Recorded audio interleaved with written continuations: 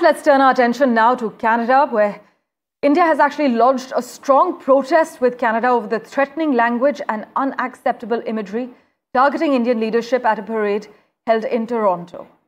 The floats at the parade over the weekend on Sunday reportedly featured pro-Khalistan propaganda and imagery attacking the Indian leaders, including Prime Minister Narendra Modi. The Indian side again called on Canadian authorities to act against anti-India elements who are spreading hatred and advocating extremism and a separatist agenda. This is what our sources have informed us. Meanwhile, according to reports, New Democrats are expected to select an interim leader when the party's federal council is scheduled to meet. In fact, we should have clarity on that in a few hours from now.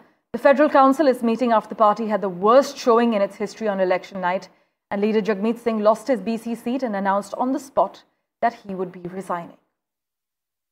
As far as the outrage is concerned over this parade in Toronto, my colleague Maha Siddiqui has been tracking all the finer developments. She joins us live at the moment. Maha, the latest episode of strain in ties between our two countries comes just days after Mark Carney's victory in the general election. Yes, and just when we were expecting that under the new leadership of Mark Carney, the relations between India and Canada could improve, because Mark Carney had indicated that he would like a reset in the relationship with India. We are seeing this point, which has caused friction in the past between the two countries, emerge again.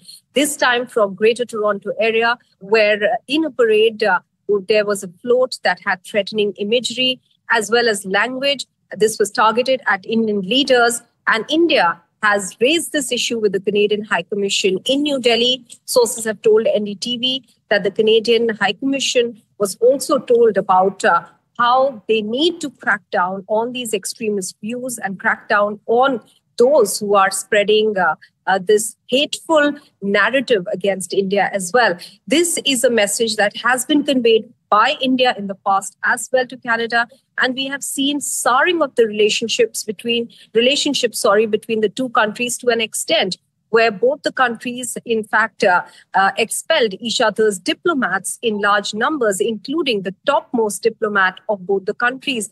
And therefore, this is a very difficult issue to navigate, something that India has asked Canada to take a very close look at whether they would allow such hateful, violent propaganda against India to take place on its soil. So this is the message that has been conveyed by India yet again to the Canadian side.